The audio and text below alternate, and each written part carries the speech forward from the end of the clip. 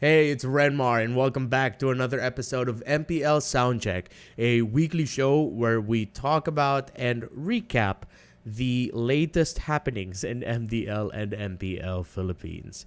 My goodness, this past week has been absolutely crazy. It doesn't make sense, but it has felt like the slowest and fastest week of my life because of how busy it was, but how fulfilling the week was, how great the work environment is. The experiences I've had, it's been absolutely tremendous. And it's honestly no exaggeration here. I mean this with all honest to God honesty. It was one of the best weeks of my life, despite how tiring it was. But it's that fulfilling kind of tiring. It's because I spent most of the week, of course, working on. I went to the first day of MDL Philippines. I wanted to be there for the newer casters, help provide insight, and of course, shoot the first episode of Sights and Sounds, the series I've always been dreaming of working on. It's up on my channel right now. You can go back and watch it. It'll be recommended by the end of this video. And I just really have to say the MDL casters, my goodness, absolute professionals. They're a mix of tenured veteran casters from outside of the MPL alongside newer casters, but man, it feels like they're all veterans with how professional they are, and I love the work environment they have. As you can see in the episode of Sights and Sounds, they really work together to uplift one another so that they can uplift the broadcast and make sure that the tremendous work of the production team behind the scenes, the management team behind the scenes, don't go to waste. They're absolute professionals, and I'm super proud of them. MPL Philippines, though, we'll talk more about that later. Again, welcome to the fourth episode. Here we go, at the top of the class on a roll, and it's time to run it. Again, this is meant to be an auditory experience. So from time to time, if it sounds like I'm talking about something flashed on screen, go back to the tab or the window, and then you're going to be seeing what I'm talking about. But as originally intended, you can just put me in the background, and just let me share my opinions and recap the latest happening. So let's do just that. And let's talk about MDL Philippines Week 1. I think it's best that if we start things off first, of course, with the standings. So in MDL Philippines, Game Lab is currently at top, undefeated in games and series, so they have 9 points. And honestly, it's not a surprise that they are this strong this early on. Game Lab going into MDL Philippines was the team in the non-MPL scene that really has just been dominating lately. They swept RSG Ignite, Onyx Arsenals, and Zol Esports. And you can see shared up there, you have Smart Omega Neos at second, also undefeated in series, but they do have a game loss, so they have 5 points. Echo Proud at 4 points, and you have a three-way tie between Blacklist Academy, Bren Euphoria, Onyx Arsenals at 3 points, and tie, in terms of points. RSG Ignite, next play Tiger Cubs at 2, and TNC Neo, Zol Esports, both have 1 point apiece because they were at least able to take a game despite not winning a series. Smart Omega Neos, in terms of how they got their points in those standings, they were able to sweep TNC Neo and split the series with Zol. But what I really want to go into detail for this week of Soundcheck is the game between NXPE Tiger Cubs and Echo Proud. This is a game that I wasn't able to watch myself, but earlier I skimmed through it. And I only heard about it in the third day of MDL because one of the MDL casters, Ingan, was there. He said, oh man, there was an upset game, an upset victory. NXP Tiger Cubs over Echo Proud. And of course, Echo Proud is one of the favored, not favored, but in terms of the teams that people are looking at in the MDL and that they expect to dominate because of just how stacked their roster is. Of course, their Echo Proud roster is the second roster. Or the second lineup of Echo in MPL Philippines Season 10. They have world champions, championship contenders in that roster. That's why it's stacked. So In game number 1 of NXPE Tiger Cubs versus Echo Proud, they last picked a Saber. And unfortunately, the Saber just wasn't able to hit its stride. But the Ling of Zaida did, as you can see on your screen right now. In the first game with the Saber, I feel like it could have worked out. But it's just unfortunate that they had to face off against a Ling that had a really good early game.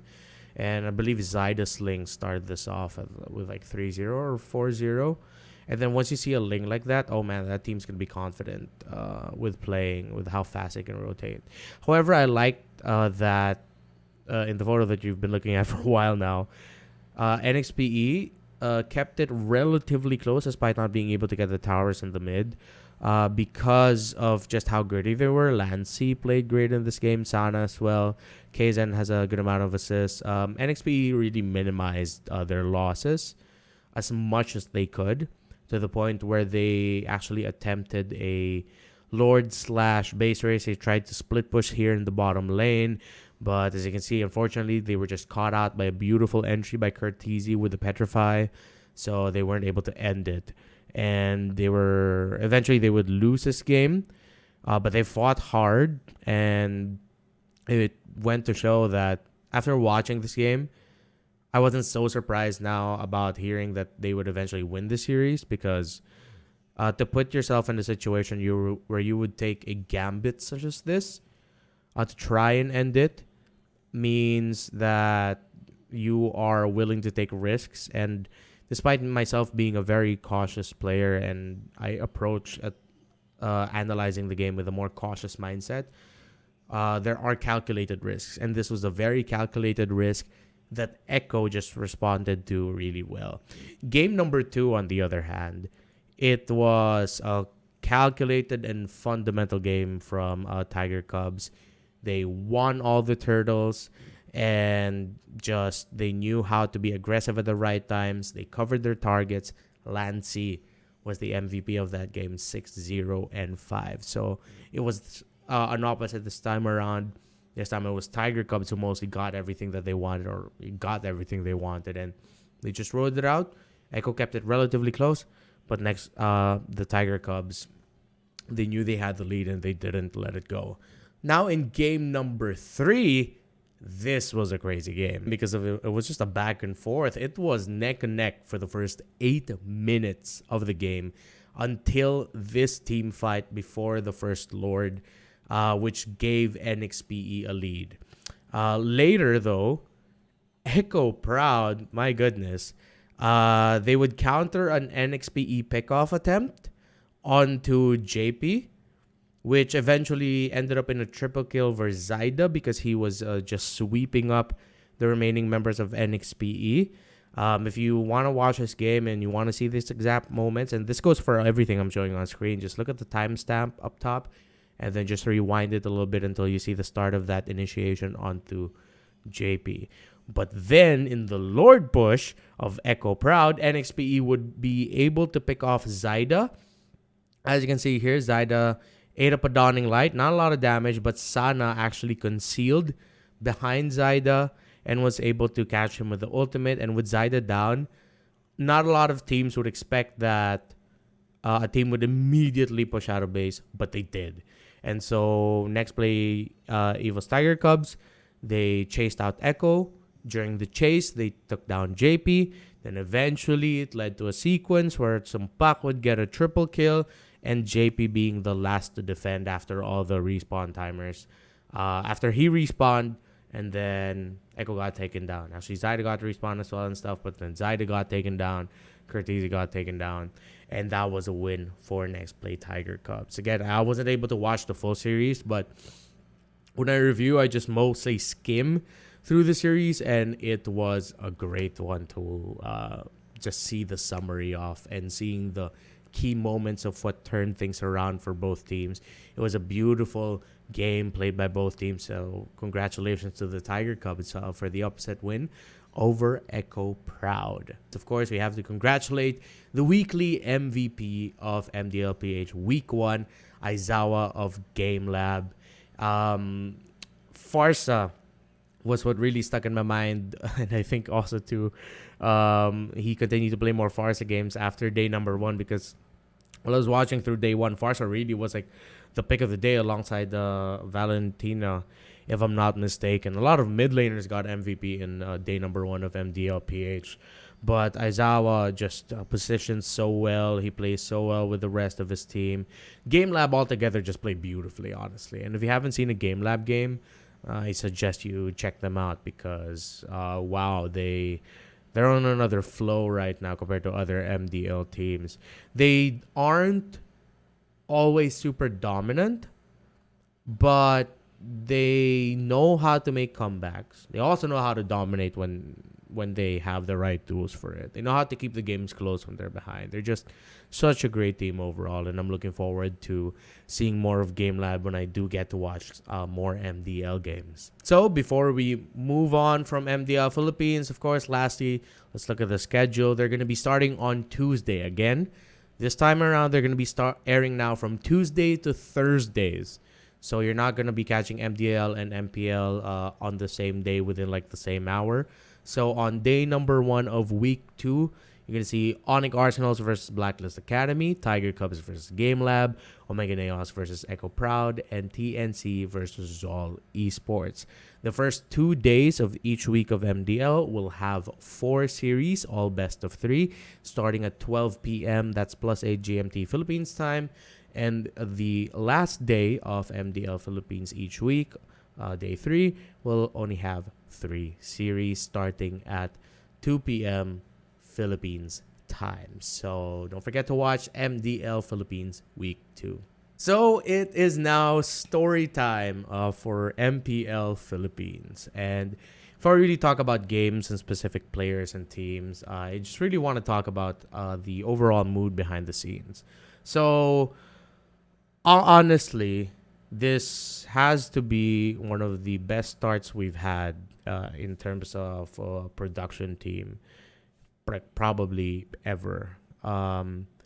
It's just a different vibe all around. My goodness, everyone is just not. And when I mean everyone, I'm not saying the talents, but like from security, hospitality, registration, all the way up to production, management, all that. My goodness, everyone's doing amazingly. And the end of week 1, which was last night, we were all very proud of ourselves. We were all very happy. Although we know it wasn't the perfect show. There are a lot of things we can still improve on. But definitely there are a lot of things we can be proud of. And that isn't just like us speaking. Of course, we see the comments of the community, what you say about the show online. And we're taking like all the valid criticisms to heart, but also we're looking at victories and the things that people like, a lot of which are unanimous things that the community likes altogether. We're just so happy with it, and of course we appreciate you, the viewers, for of course showing your support, being vocal when you're happy, being vocal when you're angry about the show or not. And now in our head, it isn't about how do we put on a better show in terms of like us thinking that the quality isn't good enough. It's more of like, how do we trump ourselves each week? How do we get better each week? And so we'll be closely listening to the feedback of the community, of course, of the teams who are also very vocal about what they think about the show. But so far, so much to be proud about in MPL Philippines week 1. And the quality of broadcast is great. The quality of games as well, although there were a lot of 2-0s in MPL Philippines week 1. It was still an overall really great set of games, because there would be some games that, even though if you look at it 2-0 and think, oh wow, there's so many 2-0s, should mean all of them are one-sided. No, there's a lot of games that actually had tremendous quality. I'm thinking about the RSG versus Onyx series, also going to TNC versus NXPE, game number 2. Watching Echo play, they're the top of the league right now. They're so good. Onyx versus Omega was only 3-game series. That was great. Blacklist versus TNC. had some really great concepts, had some really great parts of it as well. That was an awesome series to watch. So really, if you don't watch MPL Philippines that much and you only look at the overall standings and think, oh, there's a lot of 2-0s, what am I missing? What I can say is you're missing a lot. So watch MPL Philippines. And that isn't just coming from someone, like, of course, who works there as a caster there. That's, like, genuinely what I think as someone who loves the game, who loves analyzing. There's so much to learn. Hence why I want to start this off first with the quick recap of the standings right now of MPL Philippines. Of course, as I mentioned earlier, Echo is up top, undefeated in games and series. Next play EVOS with their Minana Esports roster. 3 points. Got that clean sweep over TNC. RSG were able to secure the sweep over, if I'm not mistaken, that was Omega. No, sorry. That was Onic. And you see Blacklist and Bren also getting 3 points apiece. Able to win a series with a sweep. They were able to win one series with a sweep, and then they would lose one series. It was Blacklist who dropped the Echo, and then Blacklist BTNC. And it was Bren who dropped to Echo, but they were able to take one back over Omega. Omega has a 1 game. That's from their series against Onic, and then TNC Pro Team still struggling. And so now I want to talk about TNC Pro Team because, of course, they don't have their win. I really wish we will get to see them win soon enough. But they are such a high concept team right now that it is confusing and challenging for an analyst. But once you're there on the table, man, they really test you in terms of what they pick. But when you see how they pick, of course, with their Zilong pickup, people are thinking, oh, it's a meme. Their Hanzo jungle, it's a meme. No, man, there's so much thought process onto the picks of TNC Pro Team, especially with those high concept ideas that I feel like down the line they'll eventually be able to make it their own thing and run it regularly, so teams have to watch out for it. But right now it seems like, because they're constantly doing that whole 5-man switch up in both of their series, they swapped full 5-man in between game 1 and 2. So the lineup they play in game 1 will be completely different in game number 2, and they did that for NXPE and Blacklist International. Right now, it's hard for me to tell who would make a great 5-man, but if I were TNC, of course, they know the team much better than I do.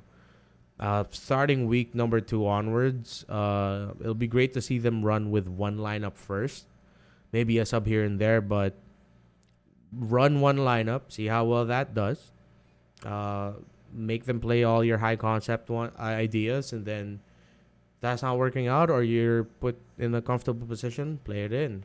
Play in the other lineup.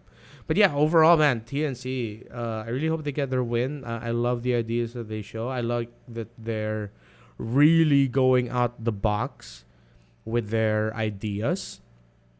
And it's just fun. I'm looking forward now to casting more TNC games if I get the chance, because I know I'm going to get tested as an analyst. I know I'm going to be ready I'm going to have to get ready for some really unique pickups and unique play style. They haven't gotten their win yet, but TNC, I don't know what TNC specifically means, but I'm sure T means treat, because they are a treat to watch. Sorry, I just had to do that for myself. As for the other teams, though, I also want to talk about the performance of Super Red and Yua in Blacklist International. After day number 1, there was a lot of very vocal and aggressive opinions about Super Red, the newest marksman of Blacklist International. But then immediately right away, he was able to shut down the doubters up against TNC because he had an MVP game as well as Yue. And during the interview with Blacklist, they even mentioned that the newer members really were nervous. The jitters were there, the day 1 jitters. So when we say that as like casters, like before the season started, it is a very real thing once you're really there on stage, realizing you're playing in the MPL, the crowds there. So you really got to work on your mental. But you can see how quickly Blacklist adjusted, how quickly Super Red and UA adjusted, and they had both of them had an MVP game in the series against TNC. UA in day one, you saw, I believe in game number 2, he played a much better game there.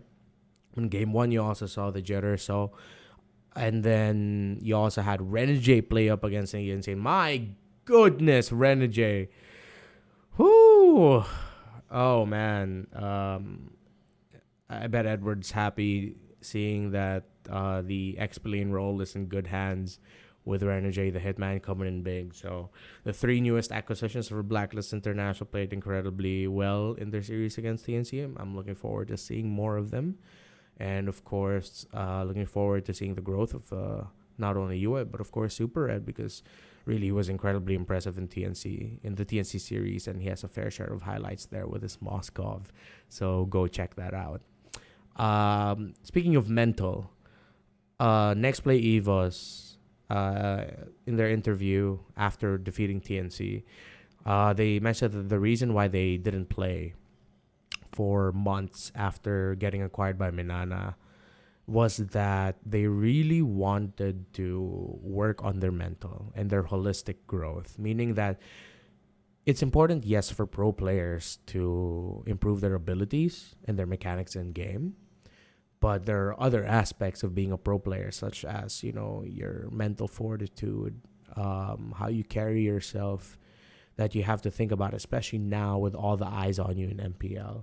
And they were very vocal about it. That's one thing they worked on, strengthening their mental fortitude before the MPL started, so that they'll be ready for the MPL. And I believe that really showed in game number 2. Game number 1, they were more dominant against TNC, but then in game number 2, they were really tested, of course, because TNC were fighting back incredibly well. Oh, by the way, I also have to mention that if there's one game that I would suggest people to watch to really believe me when I say, you should really watch TNC. They have some great ideas. Eventually, they'll just find a way to make them all gel together. Is game 2 against NXPE, when they indeed played that Zilong. But the way they played Zilong, paired up with the Benedetta, split pushing side lanes, just made NXPE struggle with ending the game. Hence why the game went really long, because they handled the split pushes of that so well. Synchronized split pushes, top and bottom. Great sequence there by TNC. So you should really check that out. Now that I'm talking about all the teams, I feel like it's unfair that if I don't talk about all the teams. So this has been going on for a while now, so I'll try to speed it up just a little bit. So with Echo, on the other hand, what else can I say about Echo, man? They're just still performing at the top of their game. It looks like they haven't missed a beat since the World Championship. They got their one split push play denied by Blacklist in, I believe was that game 2, or in the series against Blacklist International was denied. But then, in their series up against Bren Esports, Sanford was able to secure his own split push end after a sequence where Echo and Bren, they were fighting for the Lord. This was already in game number 2, if I'm not mistaken. Or was it 1? See, I get the games mixed up, but yeah. They were fighting the Lord, and then it just clearly looked like Bren would win that team fight. So Sanford left mid-team fight, almost got taken down. He was getting chased. Bren Esports gave up the chase on Sanford. Of course, has a Benedetta, but then clearly you can see in the bottom lane there was a minion wave pushing. So that's where Sanford went. He went straight for that. The only one who got back to defend was Ogun, who was, I believe, an Edith at that time. So it wasn't... although Edith has great wave clearing at that point, it was difficult for him to end it alone or cleaning it up alone, and Sanford would eventually get that split push win. So another iconic Echo split push win for them. And once again, Bren is on the receiving end of it. As you remember in MPL Philippines Season 10, that was unfortunately one of the trends for Bren Esports where they would experience, I believe they experienced 2 split push ends. Not from Echo, but from other teams. So there's that. Bren Esports, let's talk about them. Oh, wait, no. One last thing before Echo. I also really like how Benny Cutie has evolved in the player and his role, in the sense that if you really watch the games, and I said this in the analysis segments in the cast on the English stream, was that Benny Cutie, he plays a much more reserved marksman role, wherein you really see him wait. Of course, if it's close, he'll start the initiation. Not start the initiation, but he'll join the fight early on. But at some point in the team fight, you'll see him stay back, because the lineups of Echo usually are very high sustain in the front. That Benny Cutie has time to assess the situation, whether or not he's gonna leave to try and split push, or he's gonna stay back, play a little bit more reserved, wait for the opponent to push forward, and then deal damage from there so that Echo can turn around, or just to retreat altogether. And this very patient Benny Cutie play, I feel like it's one of the things that's helping Echo really stand out, and why Benny Cutie is such a difficult target to take down if you're the opponent of Echo for that day. So that's a nice adjustment that they're doing. Bren Esports, man, in their victory against Omega. Whew. Oh, Master Ogwen, back-to-back MVP games on that Kufra. And that's all I'm going to say. Just go back and watch it. A masterful Kufra game. And altogether, Bren Esports are just doing a great job. But I really like the connection right now that Ogwen and Few have. But overall, Bren Esports, really solid team. Another one to watch out for. Onic, great showing up against Omega. However, the resiliency of RSG was just a little bit for Onic to handle. However, again, you can still see Onic. One of their best qualities in MPL Philippines Season 10 was carried on over to MPL Philippines Season 11, where Onic are a team that know how to take control of the game early on, or at the most accurate and specific time. And what I mean by that is, of course, remember Onic, they're the snowball team from MPL Philippines from Season 10. They're the team that will try to build a lead early on, and then the lead is just so massive that you're just forced to defend, and Onic will end it. But they've also evolved in the sense that, man, Onic are such a great trading team. And by trading team, I mean that if they're going to give one resource somewhere else in the map, if they're going to give up a tower, give up control in the gold lane or XP lane, they're going to go somewhere else and take control elsewhere. They've improved that considerably. Their trading is off the charts. That a lot of Onic games are close if they're losing. But then the difference to that is they are very consistent with it around the 6 to 8 minute mark. Well, not 8, maybe around 4 to 6 minutes. They will try to go for a play that will eventually lead into a kill plus a push, usually in the gold lane. But teams also do that in the XP lane. They don't do that. They try to do it in the mid, but not so much. But their aggressive rotations are usually to the side lanes. And seeing that consistency, it's a great quality to see in Onic. So I'm looking forward to seeing how they grow more of that identity. And of course, now for RSG Philippines, again, the thing that a lot of people are talking about in RSG, of course, is H2's role in the game. H2's role for the team. And even everything about the whole H2 situation in RSG is you just hear glowing words. H2 is very happy. His teammates are very happy with him. I believe the presence of Exort there now as the main mid laner for RSG really helped H2 catch up to speed in terms of getting closer to RSG. But it seems like from everything we've heard, RSG from the get-go were just very open to H2. So it's good to see that he's fitting well with the team. But based on what I've seen from RSG, yeah, this isn't their full form yet. It's just a potential. I feel like their ceiling is very high, and I said this before at the start of the season, formally, that RSG Slate are a team to watch out for. That by week 4 or 5, we're gonna find out if they're a championship contender or not. Not just a playoff team, but a championship contender or not. And I'm still gonna. It's still early on, but I feel like it's gonna happen. So yeah, not just and I feel like in terms of RSG, we also have to talk about Exhort. Exhort was one of the focus also of our storytelling for the week, and man, Exhort is he plays really well. He's just great, and of course we've known that about Exhort, because Exhort has always been that type of player where he is always ready to answer the call of RSG. In season 9 and 10, he's had his fair share of MVP games when he's subbed in and he's playing. He played more in season 9 than he did in 10. I believe in season 9 he had 2 MVP performances, if I'm not mistaken. And then in MPL Philippines season 10, he had 1, which was of the Kadeta, and he had a game where he played the Kadeta too. So I'm happy for Exhort. Congratulations for Exhort. And of course, congratulations to RSG for being able to start off their season with a win. And so that's it for this episode of MPL PH Soundcheck. Let's quickly just flash the schedule on screen right now. Again, we're going to be back February 24 to 26.